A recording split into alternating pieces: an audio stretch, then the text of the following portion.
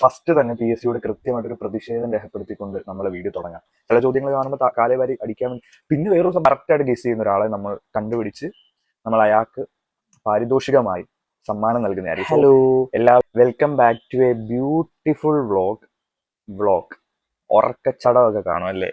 കാരണം എന്താണെന്നറിയാവോ, P S C എക്സാമിന് പോയി വന്ന് സുഖമായിട്ട് കിടന്നുറങ്ങി. നല്ല അടിപൊളി മഴ. ഈ മഴയത്ത് വിശന്ന് വരണ്ട് വീട്ടിൽ വന്ന് എന്തെണ്ടൊക്കെ കഴിച്ച് പിന്നെ കിടന്ന് സുഖമായിട്ട് ഉറങ്ങി. എന്നിട്ട് ഇപ്പോഴാണ് എണീക്കുക. അതുകൊണ്ട് വീഡിയോ ഇടാൻ കുറച്ച് ലേറ്റായി പോയി. ഫസ്റ്റ് തന്നെ പി എസ് സിയോട് കൃത്യമായിട്ടൊരു പ്രതിഷേധം രേഖപ്പെടുത്തിക്കൊണ്ട് നമ്മളെ വീഡിയോ തുടങ്ങാം. എന്ന് പറഞ്ഞു കഴിഞ്ഞാൽ എത്ര കിലോമീറ്റർ താണ്ടിയാന്നറിയാം. ഇപ്പൊ നാട്ടിലൊന്നും സ്ഥലമോ സ്കൂളോ ഇല്ലാഞ്ഞിട്ടല്ല, എത്ര കിലോമീറ്റർ താണ്ടിയിട്ട് എക്സാമിന് പോയെന്നറിയാവും. അതായത് രാവിലെ 5 മണിക്ക് വീട്ടിൽ നിന്ന് ഇറങ്ങി. എൻ്റെ വീട് ആലപ്പുഴയിലെ ഹരിപ്പാള. എനിക്ക് കിട്ടിയത് ആലപ്പുഴയുടെ അങ്ങേ ബോർഡറിൽ. മീൻസ് എനിക്ക് പിന്നെയും കുറച്ചുകൂടെ ബോർഡറിലെങ്കിലും കിട്ടി. അത് എത്ര മണിക്കൂറത്തെ യാത്ര. മഴയാകുമ്പോൾ നമുക്ക് ബസ്സിന് പോകുന്നതായിരിക്കുമല്ലോ ബെറ്റർ. അത്രയും ദൂരം ട്രാവൽ ചെയ്തിട്ട് നമുക്ക് എക്സാം എഴുതാൻ പോയത്. പക്ഷെ ഗേൾസിനെല്ലാം വീടിന്റെ തൊട്ട് വാതിക്കലുള്ള സ്കൂളിൽ. അതെന്തിനാ ഇങ്ങനെ ചതി പി എസ് സി ചെയ്യുന്നത് എന്നൊന്ന് കൃത്യമായിട്ട് പി എസ് സി ഒന്ന് രേഖപ്പെടുത്തിയിരുന്നെങ്കിൽ നല്ലതായിരുന്നു. അത് എപ്പോഴും ഇത് എന്നും അങ്ങ് കിലോമീറ്ററോളം യാത്ര ചെയ്ത് വരുന്നു. അപ്പൊ എൻ്റെ വീടിന്റെ അടുത്തുള്ള സഹോദരിക്ക് തൊട്ട് വീടിന്റെ വാതിക്കൽ എക്സാം. അങ്ങനെയൊക്കെ ദേഷ്യം വരുന്നു. പ്ലീസ് സീരിയസ്ലി പറഞ്ഞു, എനിക്കങ്ങ് കുളിക്കുന്നില്ല. മഴയത്തുണ്ടല്ലോ ഇതെല്ലാം എടുത്തുകൊണ്ട് മഴയത്ത് രാവിലെ വെളുപ്പാങ്കാലത്ത് ഉറക്കം എണ്ണീറ്റ് പോവാ.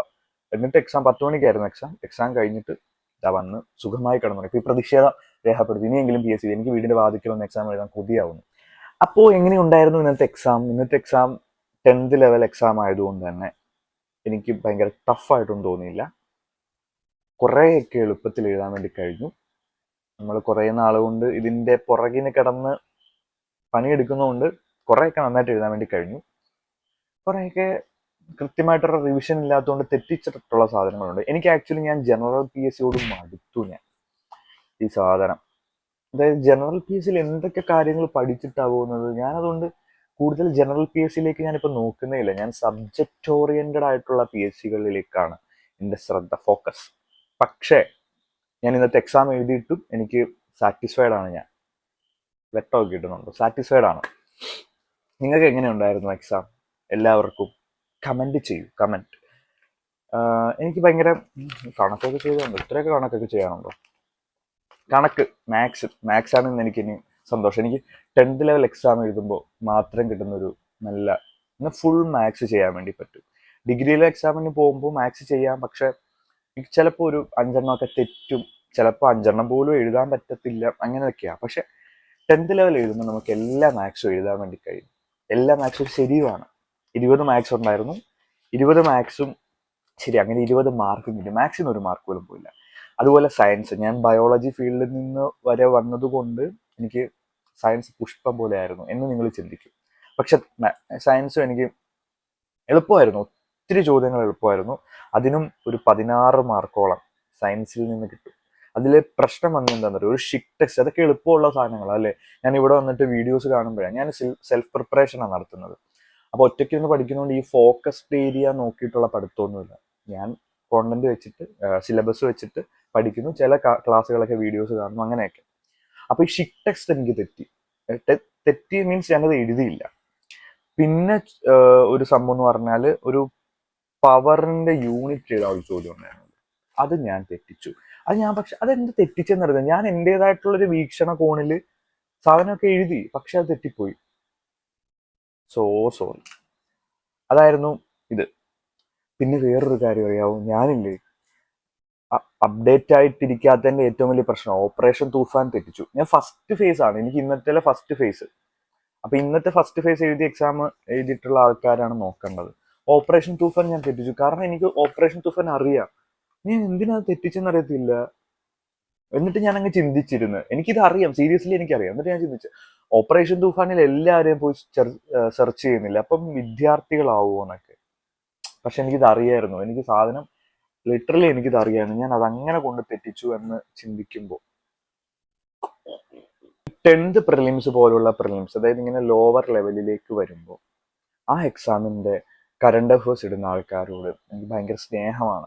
നമുക്ക് എന്ത് നല്ല ചോദ്യങ്ങൾ കേരള കലോത്സവത്തില് കിരീടം നേടിയത് ആര്? 2026 പരിസ്ഥിതി ദിനത്തിന്റെ ആതിഥേയത്വം വഹിച്ച രാജ്യം ഏത്? ഇങ്ങനെയുള്ള സിമ്പിൾ അതൊക്കെ ഡിഗ്രി ലെവലിലോട്ട് പോകുന്ന എടുത്തടിക്കാൻ തോന്നും. അമ്മാതിരി ചോദ്യങ്ങളൊക്കെ. ഇതൊക്കെ നൈസായിരുന്നു. എനിക്ക് ഇതൊക്കെ കാണുമ്പോൾ അങ്ങ് സ്നേഹം, അവരോട് ക്വസ്റ്റ്യൻ ഇട്ടവരോട് സ്നേഹം. ചില ചോദ്യങ്ങൾ കാണുമ്പോൾ കാലേ വാരി അടിക്കാൻ വേണ്ടി. പിന്നെ വേറൊരു സംഭവം എന്നറിയാവോ, മെയിൻ സാധനം നമ്മൾ ഇംഗ്ലീഷ് മീഡിയത്തിൽ ഇങ്ങനെ നിൽക്കുന്നത് മീൻസ് ഇംഗ്ലീഷുമായിട്ട് നിൽക്കുന്നതുകൊണ്ട് മലയാളം വേർഡ്സ് കണ്ടപ്പോൾ ഒരു പിടുത്തമില്ല. പിന്നെ ആവൃത്തിയുടെ ചോദ്യം ഉണ്ടല്ലോ, ആവൃത്തി ഫ്രീക്വൻസി ആണെന്ന് തോന്നുന്നു അല്ലേ? ആണെങ്കിൽ ഒന്ന് കമന്റ് ചെയ്തേര്. ഈ ആവൃത്തിയുടെ ചോദ്യം വന്നിട്ട് എനിക്ക് അറിയില്ല, ഈ ആവൃത്തി എന്ന് ഓർമ്മ. ഞാൻ മലയാളം മീഡിയം 10 വരെ പഠിച്ചു, പക്ഷെ അതിനുശേഷം ഫുൾ ഇംഗ്ലീഷ്, ഡിഗ്രി PG ഒക്കെ ഇംഗ്ലീഷ് ആയതുകൊണ്ട് ഫുള്ള് നമ്മൾ ഇംഗ്ലീഷ് ടേംസുമായിട്ടല്ലേ നിൽക്കുന്നത്. അതുകൊണ്ട് ഈ സാധനമേ മറന്നുപോയി. അപ്പൊ ഞാൻ പിന്നെ എനിക്കങ്ങ് ഞാൻ ആവൃത്തി തെറ്റി. കാരണം ഞാൻ ഓപ്ഷൻ നോക്കുന്നില്ല, ഞാൻ ആവൃത്തിയെ പറ്റി ചിന്തിച്ചുകൊണ്ടിരിക്കും, എന്തുമായിരുന്നു ആവൃത്തി. എന്നിട്ട് ഞാൻ പലത് ചിന്തിച്ചു, മറ്റേ ഇനർഷ്യ ഒക്കെ ആണോന്ന്. പിന്നെ ഞാനൊരു വിധത്തിൽ ഫ്രീക്വൻസി ആണെന്ന് തോന്നുന്നു അല്ലേ. അപ്പൊ ഞാൻ അതെടുത്തിട്ട് ഞാൻ ഇങ്ങനെ ഓപ്ഷൻ നോക്കിയപ്പോ നിറം ആവൃത്തി തമ്മിൽ എന്താ, അല്ലാതെ പേര് വെച്ചിട്ട് പോലും നമുക്ക് നിറമായിട്ട് കോറിലേറ്റ് ചെയ്യാൻ പറ്റില്ല. അങ്ങനെയാ കേട്ടോ അതിന് എനിക്ക് ഉത്തരം കിട്ടിയത്. അത് സെറ്റായിരുന്നു. പിന്നെ നമ്മളെ ഹിസ്റ്ററി ആൻഡ് ജോഗ്രഫിയിലേക്ക് വരുമ്പോൾ, ഹിസ്റ്ററിയും ഇതുപോലെ മുത്തുപോലുള്ള ചില റിപ്പീറ്റർ ആയിട്ട് ചോദിക്കുന്ന ചോദ്യങ്ങൾ പക്ഷെ തെറ്റിയിട്ടുണ്ട് കേട്ടോ. കാരണം സിമ്പിൾ ചോദ്യമാകുമ്പോൾ നമുക്ക് കൺഫ്യൂഷൻ അടിച്ച് തെറ്റുമല്ലോ. അങ്ങനെ കുറെയൊക്കെ തെറ്റി, പക്ഷെ കുറെയൊക്കെ സിമ്പിൾ ആയിട്ട് വന്നു. ഗുരുവായൂർ സത്യാഗ്രഹം കാണുമ്പോൾ ഞാൻ പഠിച്ചിട്ടുള്ളത് കേളപ്പനെ പറ്റി അങ്ങ് എഴുതുക എന്നുള്ളത്. പക്ഷെ അത് തെറ്റാണ്. എപ്പോൾ ഗുരുവായൂർ സത്യാഗ്രഹത്തെ പറ്റി ചോദിച്ചാൽ ഞാൻ കേളപ്പൻ എഴുതും. ഇത്തവണ എഴുതി തെറ്റി. അങ്ങനെ തെറ്റിയ സാധനങ്ങളുണ്ട്. പിന്നെന്താ, സിമ്പിൾ ആയിട്ടുള്ള സാധനങ്ങളൊക്കെ ചോദിച്ചിട്ടുണ്ടായിരുന്നല്ലോ. ജോഗ്രഫിയിൽ ചെറിയ ദേശീയോദ്യാനം, അത് കണ്ടപ്പോൾ എനിക്ക് ആകെ അറിയാവുന്ന ദേശീയോദ്യാനത്തെ പറ്റിയിട്ട് പാമ്പാടും ചോല. ഞാനിങ്ങനെ പാമ്പാടി നടക്കുന്നത് ചെറുതായതുകൊണ്ടെന്നൊക്കെ പറഞ്ഞ് ഇങ്ങനെ പഠിച്ചിട്ടുണ്ടായിരുന്നു. അത് അങ്ങനെ. പിന്നെ എനിക്ക് പ്രശ്നം എന്താണെന്നറിയാവോ, ഞാൻ സാധാരണഗതിയിൽ ഇപ്പൊ ഡിഗ്രി ലെവൽ എക്സാമിനാന്ന് തോന്നുന്നു കോൺസ്റ്റിറ്റ്യൂഷൻ കുത്തിയിരുന്ന് അങ്ങ് പഠിച്ചു. എന്നിട്ട് കോൺസ്റ്റിറ്റ്യൂഷനിൽ ഒരു ചോദ്യം പോലും ഇല്ലായിരുന്നു എൻ്റെ ഫേസിൽ. ഇത്തവണ ഞാൻ റിവിഷൻ നടത്തില്ല, കാരണം ഞാൻ പറഞ്ഞല്ലോ ഞാൻ സബ്ജക്ട് ഓറിയന്റഡ് ആയിട്ടുള്ളത് നോക്കുക, കാരണം ഇത് എനിക്ക് പിടിക്കത്തില്ല എന്ന് മനസ്സിലായി. എന്നിട്ട് ഞാൻ ഇന്ന് പോയപ്പോൾ കോൺസ്റ്റിറ്റ്യൂഷൻ്റെ എല്ലാ സിമ്പിൾ ചോദ്യങ്ങൾ എന്തിനായിരുന്നു എന്ന്.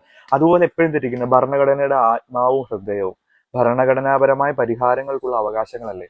ഇതും എനിക്കിത് അറിയാം, പക്ഷെ ആത്മാവും ഹൃദയം എന്നൊക്കെ പറയുമ്പോൾ നമ്മൾ പെട്ടെന്ന് അങ്ങ് മൗലിക അവകാശങ്ങളിലേക്കൊക്കെ അങ്ങ് വീണു പോകും. അങ്ങനെ എൻ്റെ അത് തെറ്റി. ബാക്കിയൊക്കെ പിന്നെ സൂപ്പർ. വിവരാവകാശ നിയമം കൊച്ചു ക്ലാസ് മുതൽ പഠിക്കുന്നതാണ്. PSCയുടെ ഏത് ക്വസ്റ്റ്യൻ പേപ്പർ എടുത്താലും ആ ചോദ്യം ഞാൻ കണ്ടിട്ടുണ്ട്. അങ്ങനെയൊക്കെ ശരിയായി. അപ്പൊ അങ്ങനെയൊക്കെ എളുപ്പമായിരുന്നു അല്ലേ? നിങ്ങൾക്കൊക്കെ എങ്ങനെ ഉണ്ടായിരുന്നു? കമന്റ് ബോക്സ് അടിച്ച് പൊട്ടിച്ചേക്ക്. പിന്നെ വേറൊരു സാധനം ഉണ്ടായിരുന്നല്ലോ, ഇംഗ്ലീഷ് മീഡിയം സ്കൂൾ സ്ഥാപിച്ചത്. അതെനിക്കറിയാം, ഡൗസൺ ആണ് ഉത്തരം തോന്നുന്നു അല്ലേ. പക്ഷെ ആ ബെഞ്ചമിൻ ബേലി, മർണോസ് പാദ്രിയാക്ക് ഇവരെയൊക്കെ അങ്ങ് തലയിലോട്ട് ഇടിച്ചു കയറുക, ഞാനാടാന്ന് ഇങ്ങനെ പറഞ്ഞു തോന്നത്തില്ലേ. പക്ഷെ ഞാൻ ഡൗസൺ അങ്ങ് എഴുതി, അതുകൊണ്ട് അതങ്ങ് ശരിയായി. അതുകൊണ്ട് ഇത്തവണത്തെ. പിന്നെ ജോഗ്രഫി മറ്റേ ബങ്കർ, അത് ഞാൻ തന്നെ ഇരുന്ന് ടെക്സ്റ്റ് ബുക്ക് ട്യൂഷൻ പഠിപ്പിക്കുന്ന കുട്ടികൾ, ആ ടെക്സ്റ്റ് ബുക്കിൽ നിന്നും എനിക്ക് കിട്ടിയൊരു സാധനമാണ് ബങ്കർ. പക്ഷെ അത് നിങ്ങൾ PSCക്ക് പഠിക്കുന്ന ആൾക്കാരൊക്കെ ജോഗ്രഫിയിൽ വളരെ സിമ്പിൾ ആയിട്ട് കാണുന്ന സാധനമല്ലേ. കൃഷ്ണരാജ സാഗർ ഒന്നും അറിയാത്തത് കൊണ്ട് ഞാൻ കൃഷ്ണനും കാവേരിയും എങ്ങനെയൊക്കെയോ കണക്ട് ചെയ്ത് കാവേരി എഴുതി. അത് ശരിയാണ്. അങ്ങനെയൊക്കെ ആ സമയത്ത് ഇന്ത്യ വിൻസ് ഫ്രീഡം, അതൊക്കെ പിന്നെ നമുക്ക് തേച്ചു മിനിക്ക് വെച്ചിരിക്കുന്ന ചോദ്യങ്ങളാണ്. ഏറ്റവും എനിക്ക് ഈ PSCയിൽ ഏറ്റവും നന്നായിട്ട് ഏത് ഉറക്കത്തിലും ചോദിച്ചാലും ഞാൻ ഉത്തരം പറയുന്ന ചോദ്യമാണ് മറ്റേ കേരളത്തിൽ ബ്രിട്ടീഷ് അധികാരത്തിനെതിരെ ആദ്യത്തെ കലാപം, ആറ്റിങ്ങൽ കലാപം, അഞ്ചുതൻ കലങ്ങ്, ആറ്റിങ്ങൽ റാണി, ഉമയമ്മ റാണി. ഈ സാധനം നമ്മൾ മറക്കത്തില്ല. ആറ്റിങ്ങൽ കലാപം അല്ലേ? അല്ല, ആദ്യം അഞ്ചുതെങ്ങ് കലാപം, ആറ്റിങ്ങൽ കലാപം സംഘടിത കലാപം അല്ലെ. പക്ഷെ ഈ ഓപ്ഷനിൽ ആറ്റിങ്ങലേ ഉള്ളായിരുന്നു, അതുകൊണ്ട് നമ്മൾ എഴുതി. അത് ഞാൻ സത്യം പറഞ്ഞാൽ ഇന്നത്തെ എക്സാം എനിക്ക് എളുപ്പമായിരുന്നു, പക്ഷെ കുറെയൊക്കെ തെറ്റി. കട്ട് ഓഫ് എത്രയായിരിക്കും? നിങ്ങൾക്ക് എത്ര മാർക്ക് കിട്ടും എന്ന് കമന്റ് ചെയ്യണം. എനിക്ക് എത്ര മാർക്ക് കിട്ടും എന്ന് നിങ്ങൾ ഗസ് ചെയ്യൂ. എന്തായാലും എൻ്റെ ഒരു റേഞ്ച് ഒരു 55, 60ക്കും ഒരു 85നും ഇടയിൽ. അതാണ് എൻ്റെ മാർക്ക്. അത് നിങ്ങൾ ഗസ് ചെയ്യും. കറക്റ്റായിട്ട് ഗസ് ചെയ്യുന്ന ഒരാളെ നമ്മൾ കണ്ടുപിടിച്ച് നമ്മൾ അയാൾക്ക് പാരിതോഷികമായി സമ്മാനം നൽകുന്നതായിരിക്കും. സോ എല്ലാവരും കമന്റ് ചെയ്യണം, നിങ്ങളുടെ മാർക്കും കമന്റ് ചെയ്യണം. അപ്പോൾ ഹാപ്പി ആയിരുന്നു എല്ലാവരും എക്സാം കഴിഞ്ഞിട്ട്. സെക്കൻഡ് ഫേസിന്റെ ക്വസ്റ്റ്യൻസ് ഒന്നും കണ്ടിട്ടില്ല, നല്ല ക്വസ്റ്റ്യൻ ഒക്കെ ആയിരുന്നു, അതും കൂടെ കമന്റ് ചെയ്യും. സെക്കൻഡ് ഫേസുകാർ ഈ വീഡിയോ കണ്ടിട്ട് സെക്കൻഡ് ഫേസ് എങ്ങനെ ഉണ്ടായിരുന്നു എന്ന് കമന്റ് ചെയ്യും. അപ്പോൾ എല്ലാവരും ഹാപ്പി ആയിട്ടിരിക്കും. മഴയൊക്കെയാണ്, സേഫ് ആയിട്ടിരിക്കണം.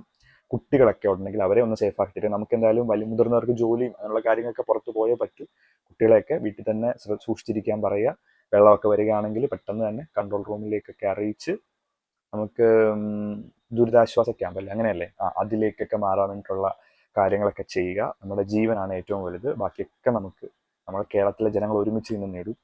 സോ എല്ലാവർക്കും വേണ്ടി പ്രാർത്ഥിക്കുന്നു. ഫൈനലി എല്ലാവർക്കും വേണ്ടി പ്രാർത്ഥിക്കുന്നു. മഴ അങ്ങനെയുള്ള കാര്യങ്ങളിൽ നിന്ന് നിങ്ങൾക്ക് എത്രയും പെട്ടെന്ന് ഈ നശിച്ച കാലാവസ്ഥ മാറട്ടെ. മഴയൊക്കെ പെയ്തോട്ടെ, ചെറിയ രീതിയിൽ മഴയൊക്കെ നമുക്ക് തണുപ്പ് കിട്ടുന്ന രീതിയിൽ, ഇങ്ങനെ മനുഷ്യനെ കൊല്ലുന്ന രീതിയിൽ പെയ്യാണ്ടിരിക്കട്ടെ. പക്ഷേ ഇത് മനുഷ്യൻ ചെയ്യുന്നതുകൊണ്ടാണ് ഇങ്ങനെ വൃത്തികെട്ട മഴ വരുന്നത് എന്ന് നമുക്കറിയാം.